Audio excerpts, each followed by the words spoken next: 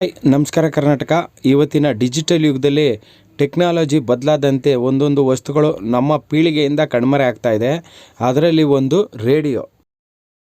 ನಮ್ಮ ದೇಶದ ಮೊಟ್ಟ ಮೊದಲ ರೇಡಿಯೋ ಮ್ಯೂಸಿಯಂ ಬೆಂಗಳೂರಿನ ಬಸವೇಶ್ವರ ನಗರದಲ್ಲಿದೆ. ಬನ್ನಿ ಎಲ್ಲರೂ ಒಂದ್ಸಲಿ ನೋಡ್ಕೊಬರೋಣ.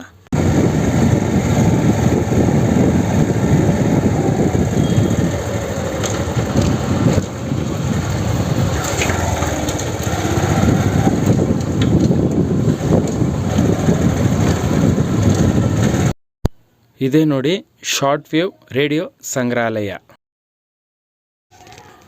ಫಿಲಿಂ ಪ್ರೊಜೆಕ್ಟರಿಂದ ಹಿಡಿದು ಎಲ್ಲ ಥರದ ಹಳೆಯ ಕಾಲದ ರೇಡಿಯೋ ಇಲ್ಲಿ ಸಂಗ್ರಹವಾಗಿದೆ. 1960ರಿಂದ 1970ರ ದಶಕದಲ್ಲಿ ಬಳಸಿದ ಎಲ್ಲ ರೇಡಿಯೋಗಳು ಇಲ್ಲಿ ನೋಡ್ಬೋದು. ಹಾಗೆ ಕೂಡ ಕೆಲವರು ರಿಪೇರಿಗಂತಲೇ ಕೊಟ್ಟಿರ್ತಾರೆ. ಆದರೆ ರಿಪೇರಿ ಆದಮೇಲೆ ಕೆಲವ್ರನ್ನ ತೊಗೊಂಡೋಗಿರಲ್ಲ, ಅವರು ಇಲ್ಲೇ ಬಿಟ್ಟೋಗಿರ್ತಾರೆ.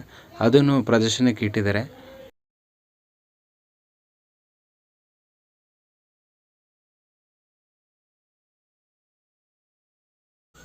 ಈ ರೇಡಿಯೋನ 1964ರಲ್ಲಿ ಟೆಲಿಕ್ರಾಫ್ಟ್ ಜನರಲ್ ರೇಡಿಯೋರವರು ತಯಾರಿಸಿರ್ತಾರೆ. ಈ ರೇಡಿಯೋನ HMV ಇಂಡಿಯನ್ ಲಿಮಿಟೆಡ್ ಅವರು 1961-62 ಮ್ಯಾನುಫ್ಯಾಕ್ಚರ್ ಮಾಡ್ತಾರೆ. ಇದು 6 ಬ್ಯಾಂಡ್ ರೇಡಿಯೋ ಆಗಿರುತ್ತೆ. ಅವರು ಸರ್ ಪ್ರಾಪರ್ ಹುಬ್ಳಿ ಓದಿದ್ದು ಬೆಳೆದಿದ್ದಲ್ಲ ಸರ್? ಓದಿದ್ದು ಬೆಳೆದಿದ್ದೆಲ್ಲ ಗದಗ, ಹುಬ್ಳಿ. ಇಂಜಿನಿಯರಿಂಗ್ ಮಾಡಿದ್ದು ಹುಬ್ಳಿ. ಇಂಜಿನಿಯರಿಂಗ್ ಮಾಡಿತ್ತು. ಧಾರವಾಡದಲ್ಲಿದ್ದೆ ನಾನು. ಜಾಬ್ ಜಾಯ್ನ್ ಆಗಿದೆ ಸರ್? ಬೆಂಗಳೂರು. ಚೆನ್ನಾಗಿ ಹೋದೆ, ಆಮೇಲೆ ಬೆಂಗಳೂರಿಗೆ ಬಂದೆ. ಬೆಂಗಳೂರಿನಲ್ಲೇ ಸೆಟ್ಲ್ ಆಗಿ ಓಕೆ ಸರ್. ಮನೆ ಕಟ್ಸ್ಕೊಂಡು. ಎಷ್ಟು ವರ್ಷದಿಂದ ಇದ್ದೀರಿ ಸರ್ ಇಲ್ಲಿ? ನಾನು ಇಲ್ಲಿ 86ರಿಂದ ಇದೆ. ನಿಮ್ಮ ಹೆಸರು ಸರ್? ಉದಯ್ ಕಲಬುರ್ಗಿ ಅಂತ. ಉದಯ್ ಕಲಬುರ್ಗಿ. Okay sir. ವಂದೇ ಮಾತರಂ ರಾಷ್ಟ್ರೀಯ ಹಾಡಿಗೆ 150 ವರ್ಷದ 1959.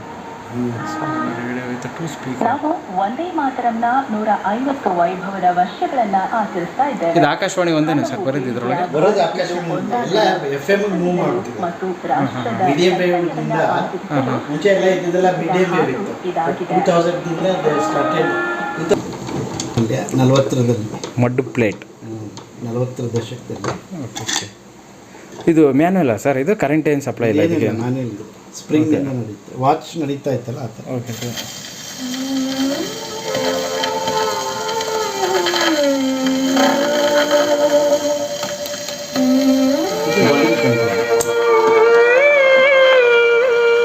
ಜಾಸ್ತಿ ಬೇಕು. ಓಕೆ, ಕ್ಲೋಸ್ ಮಾಡಿಬಿಟ್ರೆ ಕಡಿಮೆ ಬರುತ್ತೆ.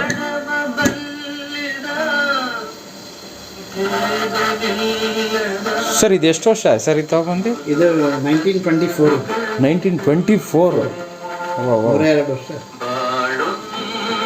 ಸರ್. ಈಗ ಮಡ್ ಅಂತಿರಲ್ಲ, ಈಗ ನೀವು ಇಷ್ಟು ವರ್ಷ ಅಂದರೆ ನಂತರ ಯಾರು ಬಂದಿರ್ತಾರೆ, ಪ್ಲೇ ಮಾಡಿ ಅದು ಏನಿದೆ? ಏನಾಗಿಲ್ಲ, ಅಷ್ಟು ಟಫ್ ಮಟ್ಟಿಗೆ. ಆಮೇಲೆ ಅದನ್ನ ರೆಸಿನ್, ಅದು ಒಂಥರ ಪ್ಲಾಸ್ಟಿಕ್ ಟೈಪ್. ಹುಳ ಅಲ್ಲ ಸರ್? ಅದು ಹುಳ ಅದನ್ನು ಭಾಳ ಜನ ಕೊಲ್ಲಕ್ಕೆ ಶುರು ಮಾಡಿದ್ಮೇಲೆ ನಿಲ್ಲಿಸ್ಬಿಟ್ರೆ ಸಂತತಿ ಹಾಳಾಗಿ ಹೋಗ್ಬಿಡೋದು. 83 ಇದು 1907, 1930 ಆಲ್ಮೋಸ್ಟ್ 1903. ಇದು ಸರ್ 1913 ಲೇಬಲ್ ಹಾಕ್ಬೇಕು. ಅದು 1907 ಅದು.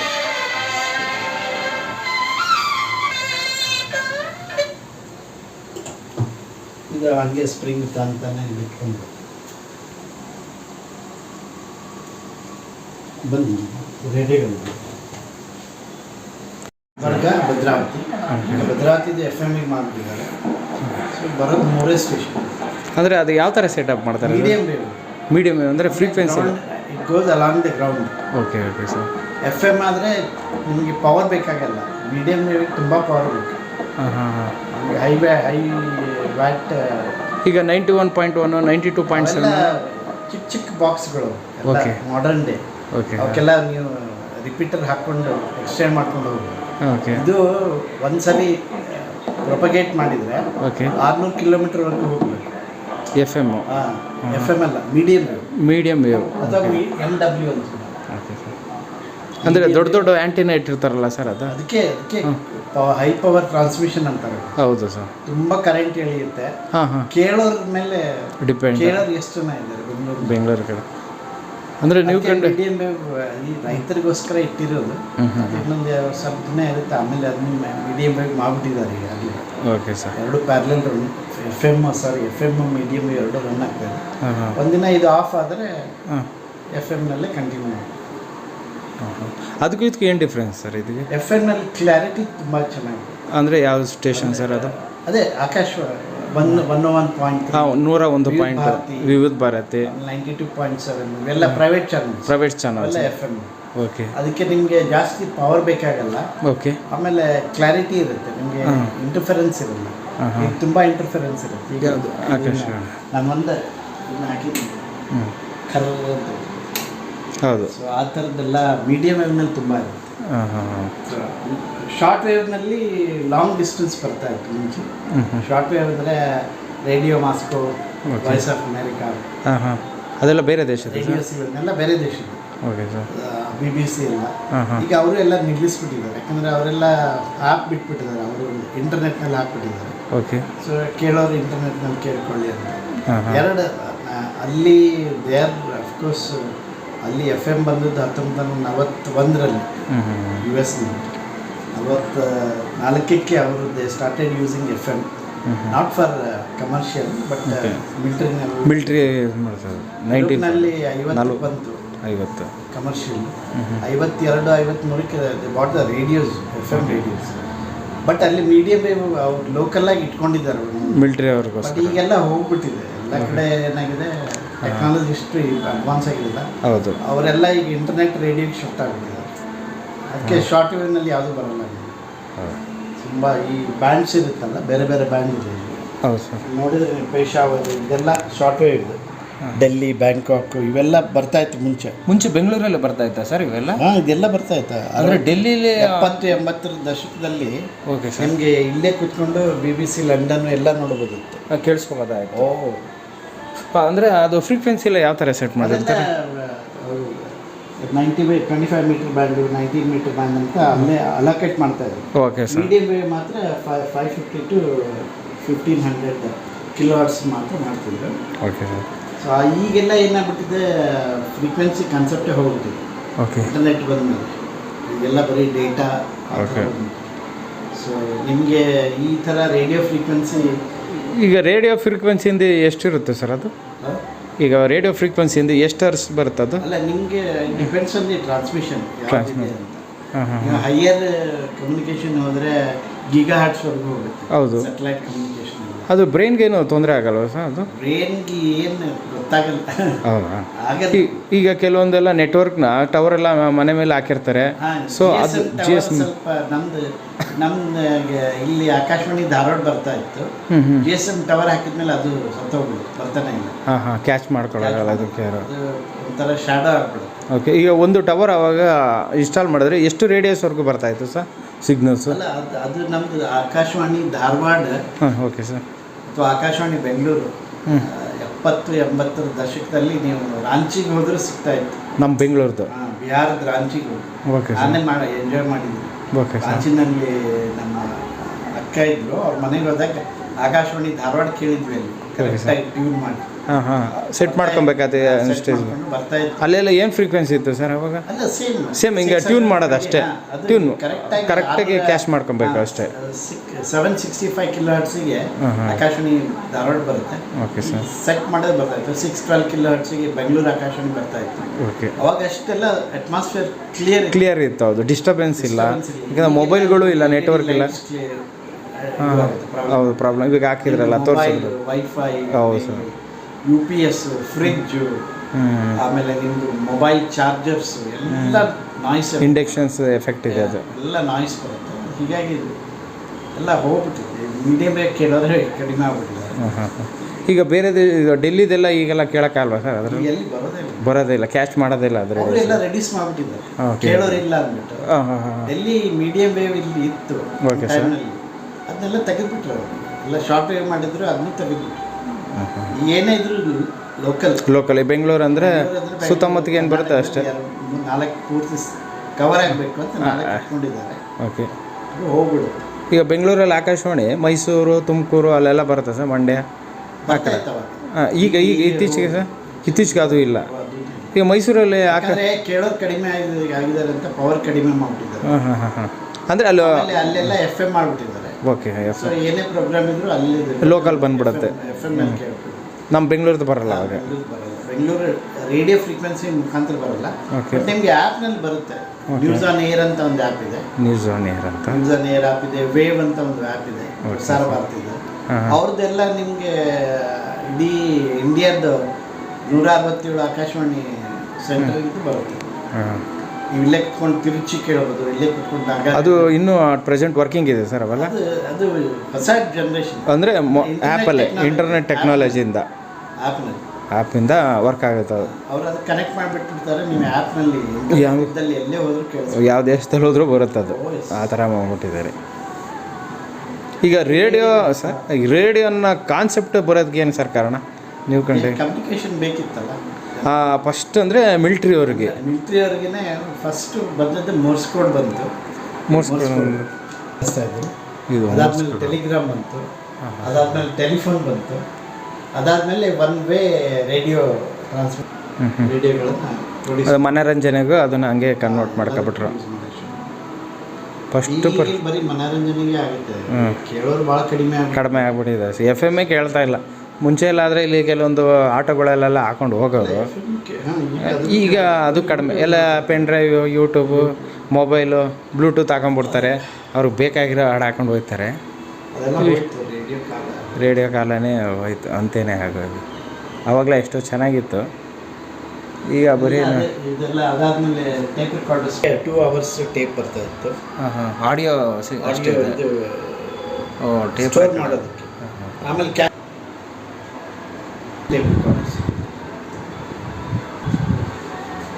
ಅದೆಲ್ಲ ಅವಾಗ ಏನಿತ್ತು ಅಂದರೆ ಸ್ಟೇಟಸ್ ಸಿಂಬಾಲ್ಗಳು ಇವೆಲ್ಲ. ಹೌದು ಸರ್. ಇದಂದರೆ ಒಂದು ರೆಪ್ಯುಟೇಷನು. ಒಳಗಡೆ ತೋರಿಸಿ ಅದನ್ನ ಅಷ್ಟೇ ಬನ್ನಿ. ಇದೆಲ್ಲ ರೇಡಿಯೋ ಗ್ರಾಮ್ಸ್.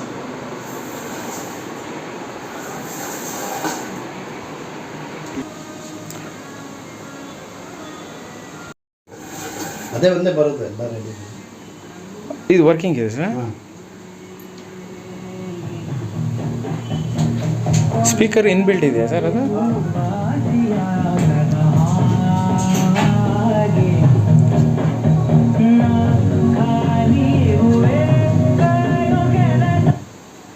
ಏನಂದರೆ ಇದೆ ಈಗ ನೋಡಿ, ಲೈಟ್ ಹೋಗ್ಬಿಡ್ತು. ಯಾಕೆ ಸರ್? ಕರೆಂಟ್ ಹೋಗ್ಬಿಡುತ್ತೆ ಅಲ್ಲಿ ಹೊಸಕೋಟೆದಲ್ಲಿ. ಕರೆಂಟ್ ಹೋಗ್ಬಿಟ್ರೆ ಇಲ್ಲಿ ಬರೋದಿಲ್ಲ. ಇದೆಲ್ಲ ರೇಡಿಯೋಗ್ರಾಮ್ಸ್ ಅಂತ ಇದ್ರು. ರೇಡಿಯೋ ಅದು ರೀಲ್ಸ್ ಥರ ಸರ್.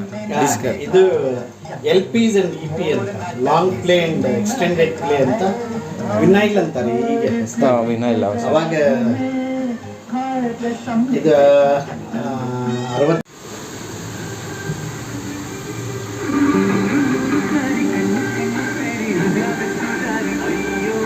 ಇದು ಯಾವ ಟೈಮ್ ಸರ್? ಇದು ಬೆಂಗಳೂರು ಆಕಾಶವಾಣಿ. ಬೆಂಗಳೂರು ಆಕಾಶವಾಣಿ.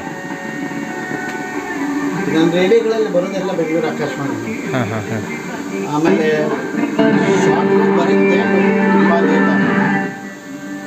ಶಾರ್ಟ್ ವೇವ್ ರಾತ್ರಿ ಬರುತ್ತೆ, ಬಟ್ ಕಡಿಮೆ. ಬರೀ ಚೈನೀಸ್ ಅಂದರೆ ಶಾರ್ಟ್ ವ್ಯೂ ಅಂದರೆ ಯಾವ್ದು ಬರುತ್ತೆ ಸರ್ ಅವು? ಅದೇ ಚೈನೀಸ್ ಸ್ಟೇಷನ್ಸ್ ಬರುತ್ತೆ. ಅದೇ ಹೇಳ್ತಿಲ್ಲ, BBC ಎಲ್ಲ ಬರ್ತಾ ಇತ್ತು ಮುಂಚೆ. BBC, voice of. ನೀವು ಎಲೆಕ್ಟ್ರಾನಿಕ್ಸ್ ಎಲ್ಲ ಸರ್ ಓದಿರೋದ್ರಿಂದ ಇದು ಬಗ್ಗೆ ಇನ್ನೂ ಆಸಕ್ತಿ ಜಾಸ್ತಿನೇ ಇದೆ. ಅಲ್ಲ, ಮುಂಚೆ ನನಗೆ ರೇಡಿಯೋ ಬಗ್ಗೆ ಆಸಕ್ತಿ ಇತ್ತು. ಆಮೇಲೆ ಎಲೆಕ್ಟ್ರಾನಿಕ್ಸ್ ಓದ್ಕೊಂಡು ಇದೆಲ್ಲ ಹೊಸದು ಟ್ರಾನ್ಸಿಸ್ಟರ್ಸ್ ಇಲ್ಲ, ಹೊಸ ಮಾಡಲ TV ಇದೆಲ್ಲ. ಈ TV ನೋಡಿದೆ ಸರ್ ನಮ್ಮ ಕಾಲದಲ್ಲಿ. ಈಗೆಲ್ಲ ನಮಗೂ ಸಿಗ್ತಾನೆ ಇಲ್ಲ. ಚಿಕ್ಕ TV ಥರ ಬರೋದು ಸರ್ ಈಗ. ಇದರೊಳಗೆ ಈ ವಾಲ್ ರೇಡಿಯೋ ಅಂದ್ರೆ ಇದು ಒಳಗಡೆ ಇದೆಲ್ಲ ಇರುತ್ತೆ.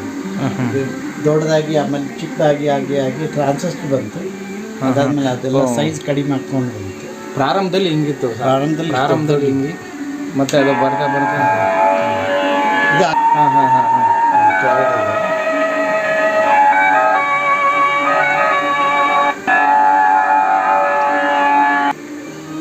1938ನಲ್ಲಿ ಮಾಡಿದ್ರು, ಇನ್ನೂವರೆಗೂ ಇಟ್ಕೊಂಡಿದ್ದಾರೆ.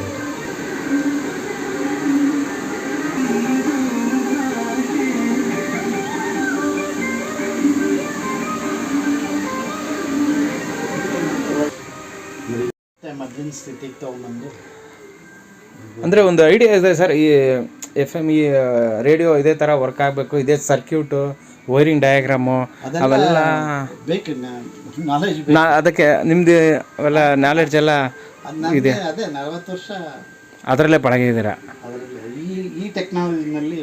ಹಾಂ, ಹೊಸ ಟೆಕ್ನಾಲಜಿ ಸರ್. ಹೊಸ ಟೆಕ್ನಾಲಜಿ ಅಂದರೆ ಟ್ರಾನ್ಸಿಸ್ಟರ್ ವರ್ಷನ್. ಹಾಂ, ಇವೆಲ್ಲ ಯಾವ ವರ್ಷನ್ ಸರ್ ಇವು? ಇದೆಲ್ಲ ವಾಲ್ ವರ್ಷನ್. ವಾಲ್ ವರ್ಷನ್ಗಳು. ಈ ರೇಡಿಯೋಗಳೆಲ್ಲ ಬಂದು 67ಕ್ಕೆ ನಿಲ್ಲಿಸ್ಬಿಟ್ರು ಮಾಡೋದನ್ನ. ಮ್ಯಾನುಫ್ಯಾಕ್ಚರೇ ಸ್ಟಾಪ್ ಮಾಡಿಬಿಟ್ರು. ಇದೆಲ್ಲ ಈಗ ವಾಲ್ವ್ ಎಲ್ಲ ತರಿಸೋದು ನಾನು ಹೊರಗಡೆಯಿಂದ ತರಿಸ್ತೇನೆ. ಅಂದರೆ ಡೆಲ್ಲಿ, ಮುಂಬೈ ಆ ಕಡೆಯಿಂದ ಇಲ್ಲ, ಜರ್ಮನಿಯಿಂದ ತರಿಸ. ಓಹೋ, ನಮ್ಮ ದೇಶ ಬಿಟ್ಟೆ. Okay sir. ಈ ಥರ ರೇಡಿಯೋ ಮಾಡೋರು ಒಂದು 5-6 ಜನ ಇದ್ದಾರೆ ಈಗ.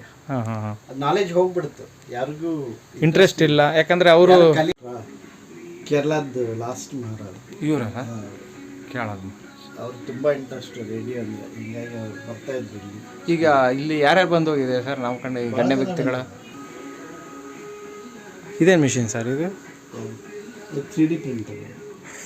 ಈ ನಾಬ್ಸ್ ಎಲ್ಲ ಮಾಡೋದಕ್ಕೆ ಈ ಥರದ್ದು ನಾಬ್ಸ್, ಅಂದರೆ ನಿಮಗೆ ರೇಡಿಯೋ ಸಂಬಂಧಪಟ್ಟಿದ್ದು ಯೂಸ್ ಆಗುತ್ತೆ. ಸಂಬಂಧಪಟ್ಟಿದ್ದು ಪಾರ್ಟ್ಗೆ ಈ ಥರದ್ದೆಲ್ಲ ಮಾಡೋದಕ್ಕೆ ಯೂಸ್ ಆಗುತ್ತೆ.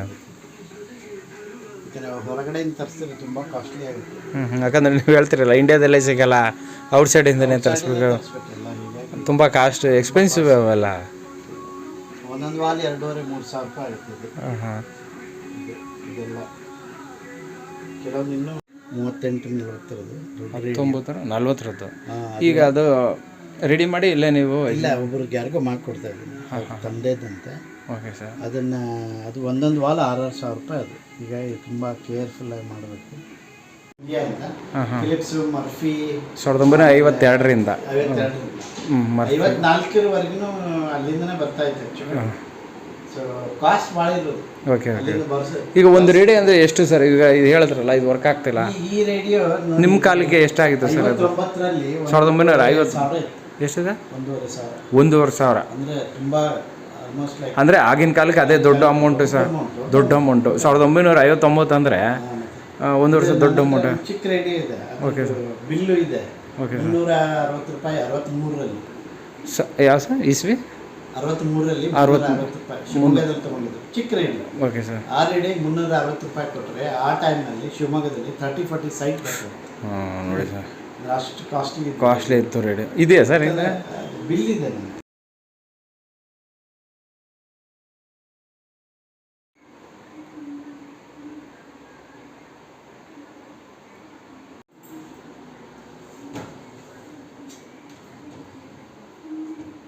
ಹೊಡೆದು ಹೋಗುತ್ತೆ. ಹೌದು, ಅಲ್ಲಿಂದ ಟ್ರಾನ್ಸ್ಪೋರ್ಟ್ ಯಾರು ಗೌರ್ಮೆಂಟ್ನವರು ಈಗ ಅಲೌ ಮಾಡಲ್ಲ. ಯಾಕಂದರೆ ನೀವು ಅದನ್ನು you can use it as transmitter. ಬೇರೆ ಯಾವುದಕ್ಕೆ ಇದನ್ನು ಮಾಡಬಾರ್ದು ಅಂತ ಅವ್ರು ಮಾಡಲ್ಲ. ಓಕೆ. ನಾವು ನಾನಂತೂ ತರಿಸಲ್ಲ. ಎಲ್ಲ ನಮ್ಮ ದೇಶ ತರಿಸ್ತಾರೆ, ಬಟ್ ಬರೋ ಅಷ್ಟೊತ್ತಿಗೆ ಹೊಡೆದು ಹೋಗ್ಬಿಡುತ್ತೆ. ಅಂದರೆ ತರಿಸ್ಯಾರ ಏನು ಯೂಸ್ ಮಾಡ್ತಾರೆ? ಇಲ್ಲ ಯಾವ ಥರ ಶೋ ಮನೆಯಲ್ಲಿ ಯೂಸ್ ಮಾಡ್ತಿರ್ತಾರೆ. ಅದನ್ನು ಪೂಜೆ ಮಾಡ್ತಾಯಿದ್ರು. ಅದು ಹೆಂಗೋ ನನ್ನ ಕೈ ಸೇರಿತು. ನಾನು ಹಾಗೆ ಇಟ್ಟಿದ್ದೀನಿ ಅದನ್ನು. ಪೂಜೆ ಮಾಡ್ತಾಯಿದ್ರು. ಅದು ಹೆಂಗೋ ನನ್ನ ಕೈ ಸೇರಿತು. ನಾನು ಹಾಗೆ ಇಟ್ಟಿದ್ದೀನಿ ಅದನ್ನು. 1951ರಲ್ಲಿ. ಸೊ 25 ತೊಲಿ ಬಂಗಾರ ಬರೋ ಅಷ್ಟು ವ್ಯಾಲ್ಯೂ ಇತ್ತು ಅವಾಗ.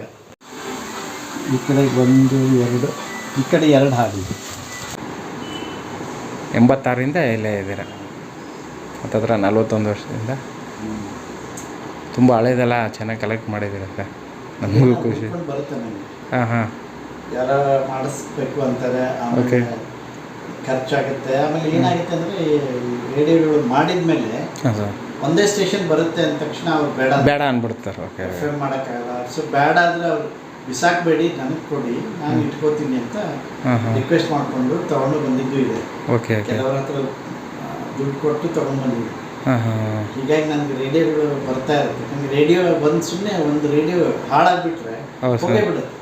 ವೇಸ್ಟ್ ಅದೇನು ಕಷ್ಟಪಟ್ಟು ಮಾಡಿರ್ತಾರೆ. ಅವಾಗಿನ ಕಾಲದಲ್ಲೆಲ್ಲ ಎಷ್ಟು ಮಾಡ್ತಾರೆ. ತಗೊಂಡಾರ ಅವರ ತಂದೆನೋ ಅಪ್ಪನೋ ಎಷ್ಟೋ ಕಷ್ಟಪಟ್ಟು ತಗೊಂಡಿರ್ತಾರೆ. ಓಕೆ ಓಕೆ ಮೊಮ್ಮಕ್ಕಳಿಗೆ ಗೊತ್ತಿರಲ್ಲ, ಹಾಳು ಮಾಡ್ತಾರೆ. ಹೌದು ಅದಕ್ಕೆ ಹೇಳೋದು ನಿಮ್ಗೆ ಆಗ್ಲಿಲ್ಲ ಬೇಡ ಮಾಡಿಸ್ಕೊಳ್ಳೋದು ಅಂದ್ರೆ ಓಕೆ ಸರ್. ಎಲ್ಲೂ ಏನು ಸುಮ್ಮನೆ ಇಟ್ಕೊಳ್ಳಿ. ಅದನ್ನು ನಿಮ್ಮ ಕೈಲಿ ಆಗಲ್ಲ, ಅದನ್ನ ನನಗೆ ಕೊಡಿ ಅಷ್ಟೇ. ನಾನು ಮ್ಯೂಸಿಯಂನಲ್ಲಿ ಇಟ್ಕೊಳ್ತೀನಿ, ಬಂದಾಗ ನೋಡ್ಲಿ, ಮಕ್ಕಳಿಗೆ ತೋರಿಸ್ಬೇಕು. ಹೌದು, ಮುಂದಿನ ಪೀಳಿಗೆಗೆ ನಾ ತೋರಿಸ್ಕೋಬಲ್ಲ. ರೇಡಿಯೋ ಅಂದ್ರೆ ಗೊತ್ತಿಲ್ಲ. ಈಗ ಹೋಯ್ತು ಸರ್, FM ಅಂತಾರೆ, FM, ಬಟ್ ಆಕಾಶವಾಣಿ ಅನ್ನೋದು ಗೊತ್ತಿಲ್ಲ. ಸೊ ಹೀಗಾಗಿ ಅವ್ರಿಗೆ ಬಂದವ್ರಿಗೆ ತೋರಿಸೋದಕ್ಕೆ, ಆಮೇಲೆ ಮೀಡಿಯಾ ಆ್ಯಂಡ್ ಜರ್ನಲಿಸಮ್ ಸ್ಟೂಡೆಂಟ್ಸ್ಗೆ ಓಕೆ ಸರ್ ಮಾಡಿರೋದು ತೋರಿಸೋದಕ್ಕೆ. ಸ್ಟೂಡೆಂಟ್ಸ್ ಎಲ್ಲ ಬರ್ತಾ ಇರ್ತಾರೆ ಸರ್? ಮಕ್ಕಳು ತುಂಬ ಜನ ಬರ್ತಾರೆ, ಸ್ಟೂಡೆಂಟ್ಸ್ ಬರ್ತಾರೆ, ಹಾಂ ಹಾಂ, ಹಳಬರು ಬರ್ತಾರೆ, ರೇಡಿಯೋದಲ್ಲಿ ಇಂಟ್ರೆಸ್ಟ್ ಇರೋರು ತುಂಬ ಬರ್ತಾರೆ. ನಮ್ಗೆ ಎಲ್ಲದಕ್ಕಿಂತ ಖುಷಿ ಅಂದರೆ ಸರ್, ಆ್ಯಸ್ ಇಟ್ ಏನಿದೆಯೋ ಅದೇ ಥರ ಮೇಂಟೈನ್ ಮಾಡ್ತಾ ಇದ್ರಲ್ಲ. ರಿಸ್ಟೋರೇಷನ್ ಅಂದರೆ ಅದೇ, ನಾನು ಚೇಂಜ್ ಮಾಡಲ್ಲ, ಏನು ಚೇಂಜ್ ಮಾಡಲ್ಲ. ಈ ರೇಡಿಯೋಗಳಲ್ಲಿ ನಾನೆಲ್ಲ FM ಹಾಕ್ಬಿಡ್ಬೋದು, ಕಿತ್ತಿ ಬಿಸಾಕಿ. ಬಟ್ ಅವ್ರು ಮಾಡಿರೋದನ್ನ ಗೌರವಿಸ್ಬೇಕು. ನಾನೇ ಮಾಡಿರೋದು ನನ್ನೇ ಮಾಡ್ಬೋದು. ಹೌದು, ಇಲ್ಲ ಪೇಂಟ್ ಹೊಡೆದು ಬಿಡ್ಬೋದು, ಕಲರ್ ಏನಾದರೂ ಮಾಡ್ಬೋದು. ಹೌದು, ಏನೂ ಮಾಡೋಕ್ಕಿಲ್ಲ. ಏನಿದೆಯೋ ಹಳದನ್ನ ಉಳಿಸ್ಕೊಂಡು ಹಂಗೆ ಇಟ್ಟಿದ್ದೀನಿ. ಹೌದು, ಅದು ಇದೆಲ್ಲ ಪಾಲಿಶ್ ಆಗಿ ಇದೇ ಥರ ಬರಬೇಕದು. ಓಕೆ, ಇಲ್ಲಾಂದ್ರೆ ಕಷ್ಟ. ಅಂದರೆ ನಮಗೆ ಒರಿಜಿನಾಲಿಟಿ ಏನಿದೆ ಅದೇ ಮೇಂಟೈನ್ ಆಗ್ಬೇಕು ಸರ್. ಅದಕ್ಕೆ ರಿಸ್ಟೋರೇಷನ್, ಅದಕ್ಕೆ ತುಂಬ ಕಾಸ್ಟ್ ಆಗುತ್ತೆ, ಖರ್ಚಾಗುತ್ತೆ. ಇದೆಲ್ಲ ಮತ್ತೆ ಪಾಲಿಶ್ ಎಲ್ಲ ಯಾಕೆ ಮಾಡಬೇಕು? ಹೌದು ಸರ್, ಏನೋ ಮಾಡ್ಬಿಡೋದು ಪೇಂಟ್, ಬಟ್ ಅದು ಲುಕ್ ಹೋಗ್ಬಿಡುತ್ತೆ. ಅವೆಲ್ಲ ನಾಬ್ಸ್ ಗಿಬ್ಸ್ ಎಲ್ಲ ಹೊರಗಡೆ ತರಿಸ್ತೀವಿ. ಇಲ್ಲಿ ಎಲ್ಲೂ ಸಿಗಲ್ಲ ಸರ್ ಇಂಡಿಯಾದಲ್ಲಿ. ಗ್ಲಾಸ್ ನಾಬ್ಸ್ ಹಾಂ ಹಾಂ, ಎಲ್ಲ ಹೊರಗಡೆ ತರಿಸೋದು. ಇದಕ್ಕೆ ಅದನ್ನು ರೇಡಿಯೋನಾ ಸರ್? ಅವೆರಡು ಎಲ್ಲ ರೇಡಿಯೋ, ಇರೋದೆಲ್ಲ ಫುಲ್ ರೇಡಿಯೋನೇ. ಅದನ್ನು ಇಲ್ಲಿ ರೇಡಿಯೋ ಬಿಟ್ಟು ಬೇರೆ ಯಾವುದು ಇಲ್ಲ. ಅಂದರೆ ಈಗ ಆ ರೇಡಿಯೋ ಏನು ಟ್ರಾನ್ಸ್ಮಿಟಲ್ಲಿ ವರ್ಕ್ ಆಗುತ್ತೆ, ಸೇಮ್ ಕಂಡೀಷನಲ್ಲಿ ವರ್ಕ್ ಆಗುತ್ತೆ ಸರ್? ಬೇರೆ ಥರ ಏನು ವರ್ಕ್ ಆಗಲ್ಲ, ಫ್ರೀಕ್ವೆನ್ಸಿ ಏನು ಚೇಂಜ್ ಆಗಲ್ಲ ಅದ್ರದ್ದು? ಫ್ರೀಕ್ವೆನ್ಸಿ ಏನು ಚೇಂಜ್ ಮಾಡಿಲ್ಲ. FM, AM, ಶಾರ್ಟ್ ವೇವ್ ಮಾಡಿದ್ದಾರೆ. Okay, short wave, medium wave, FM ಬರೋದು. ಫಸ್ಟ್ ಅಂದರೆ ಆಕಾಶವಾಣಿ ಬಂದಾಗ ಯಾವ್ದು ವೇವ್ ಇತ್ತು ಸರ್? ಸ್ಟಾರ್ಟ್ ಮೀಡಿಯಮ್ ವೇವ್, ನಂತರ ಸರ್ ನಂತರ ಈ 2000ರಲ್ಲಿ FM ಬಂತು. FM ಅವರು ಶಾರ್ಟ್ ವೇವ್, ಮೀಡಿಯಂ ವೇವ್ ಎರಡು ಕೂಡ ಬಂತು. ಓಕೆ, ಆಮೇಲೆ FM ಬಂತು. ನಮ್ಮಲ್ಲಿ FM ತುಂಬ ಲೇಟಾಗಿ ಬಂದು ನಮ್ಮ ದೇಶದಲ್ಲೇ 2000ರಲ್ಲಿ ಬಂತು. ಹಾಂ ಹಾಂ ಹಾಂ ಹಾಂ, ಅಲ್ಲಿ ಯುರೋಪ್ನಲ್ಲಿ 1950ರಲ್ಲಿ ಬಂತು. 50 ವರ್ಷ ಹಿಂದೆ ಇದ್ವಿ, ಈಗ ಮುಂದೆ ಹೋಗ್ಬಿಟ್ಟಿದ್ದೀವಿ. ಮುಂದೆ ಹೋಗ್ಬಿಟ್ಟಿದ್ದೀವಿ. ತುಂಬ ಚೆನ್ನಾಗಿ. ಥ್ಯಾಂಕ್ ಯು ಸರ್, ನನಗೆ ಒಳ್ಳೆ ಕೋಆಪ್ರೇಷನ್.